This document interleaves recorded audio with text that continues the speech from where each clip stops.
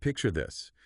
You're standing in the ruins of Germany in 1945, and all around you, the remnants of the Nazi regime, the one that nearly brought the world to its knees.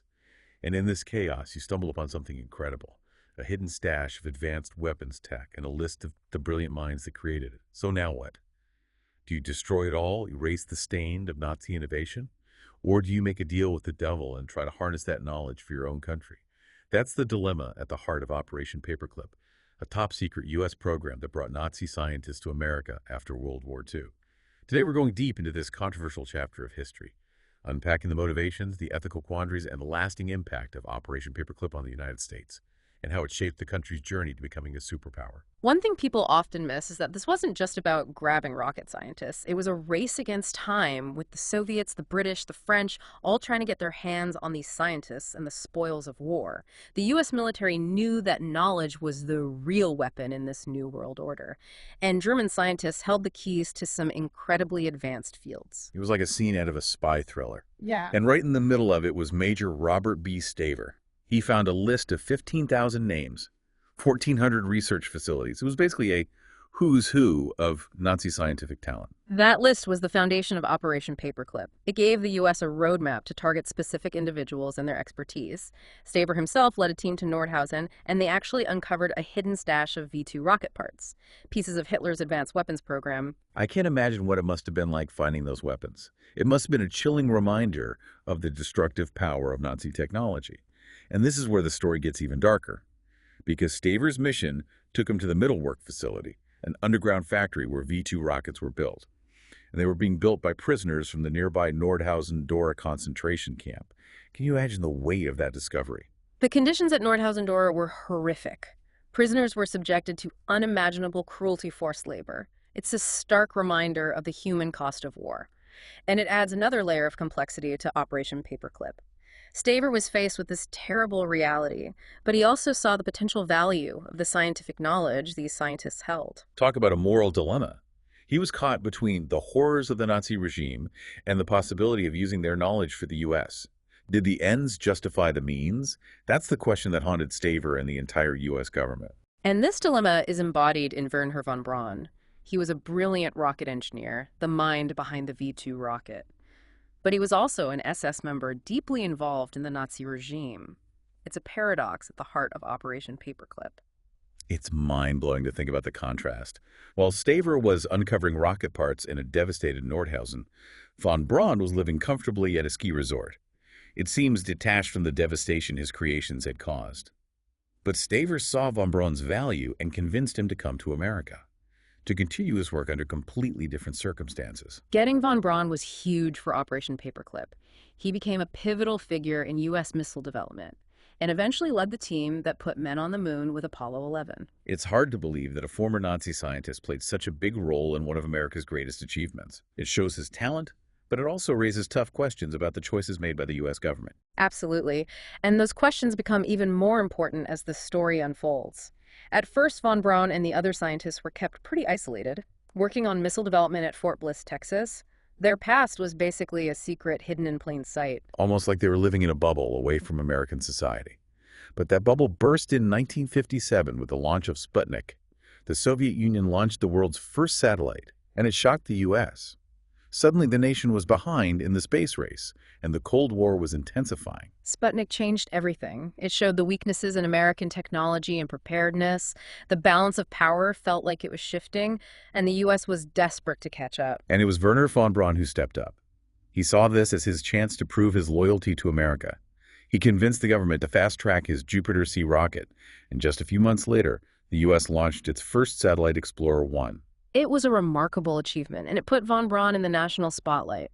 From Nazi scientist to American hero, his transformation seemed complete, at least on the surface. He became a symbol of American ingenuity in the face of the Soviet threat. But that image of von Braun as an American hero started to crumble in the 1980s. Journalist Linda Hunt began investigating his past, and she found his deep ties to the Nazi regime and his involvement in the atrocities at Nordhausen-Dora. It was a shock to many Americans who saw him as a symbol of progress and American exceptionalism. It was a turning point. The truth about von Braun cast a shadow over the space program. It made people confront the reality of how those achievements were made possible. And this was just the beginning. Von Braun wasn't the only scientist with a troubling past brought to the U.S. through Operation Paperclip. There were hundreds of others, each with their own story, each raising even more ethical concerns. So what do we make of all this? How do we reconcile the scientific advancements with the horrors of their past?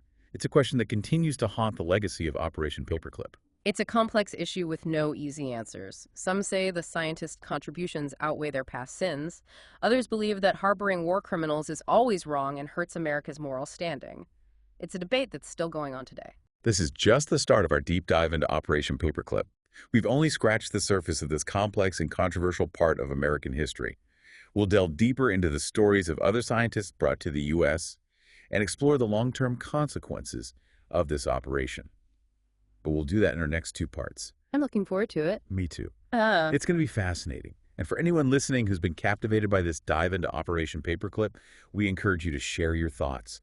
Let's keep the conversation going. What lessons can we learn from this?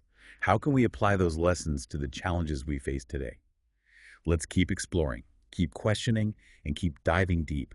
Be sure to subscribe to The Deep Dive for more explorations of history's hidden corners. Until next time.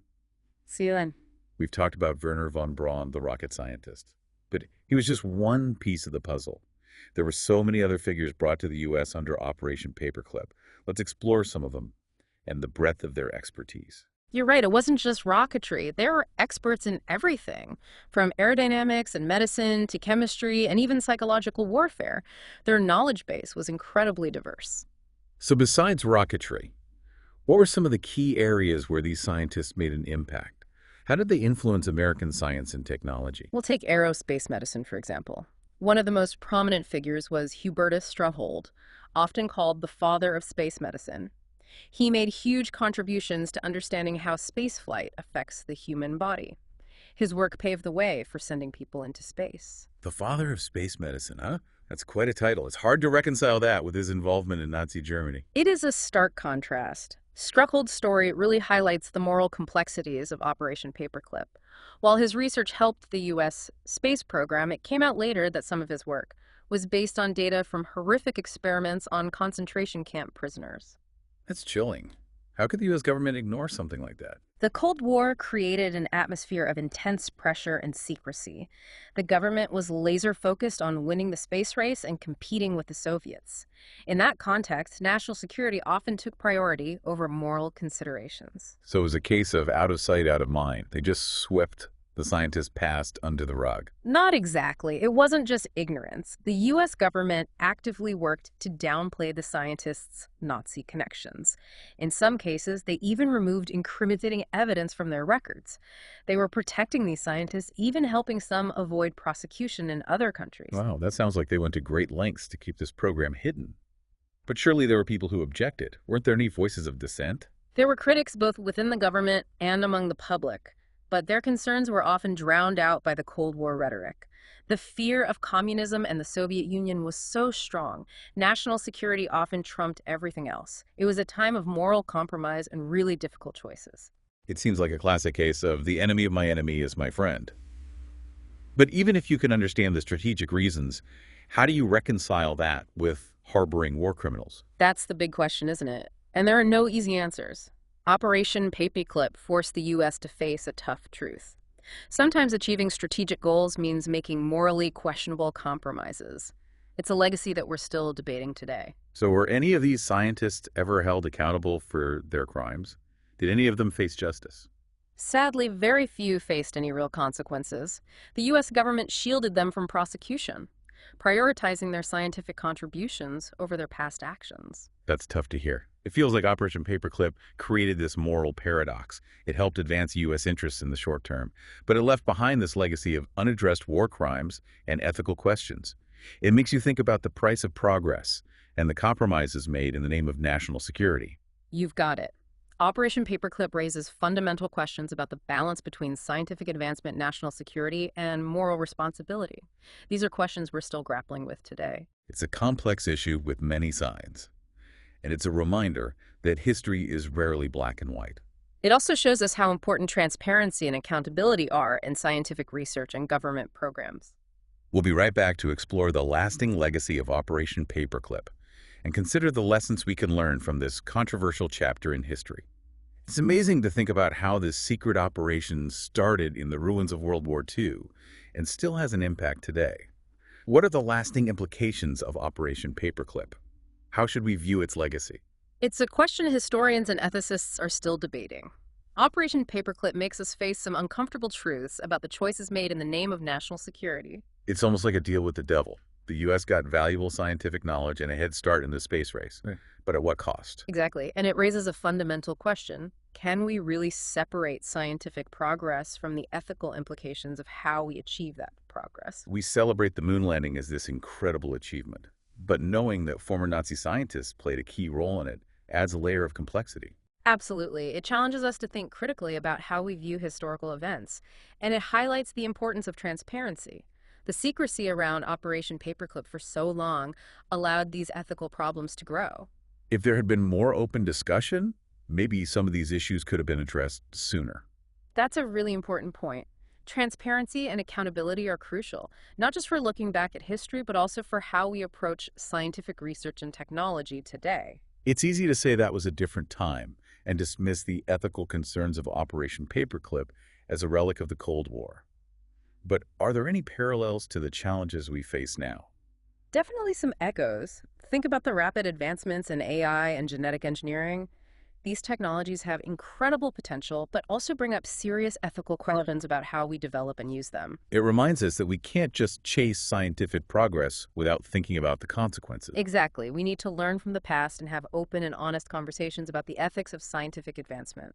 Operation Paperclip shows us that the pursuit of knowledge and power should never come at the expense of our values. It's a warning sign that highlights the constant tension between scientific progress, national security, and doing what's right. This has been a fascinating deep dive into a truly complex part of history.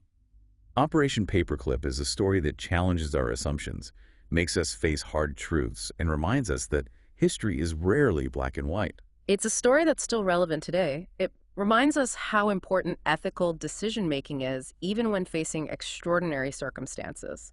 For anyone listening who was intrigued by this exploration of Operation Paperclip, we encourage you to share your thoughts. Let's keep this conversation going. What lessons can we learn from this historical episode? How can we apply those lessons to the challenges we face in the world today? Let's keep exploring, keep asking questions, and keep diving deep. Make sure to subscribe to The Deep Dive for more captivating journeys into the hidden corners of history. Until next time.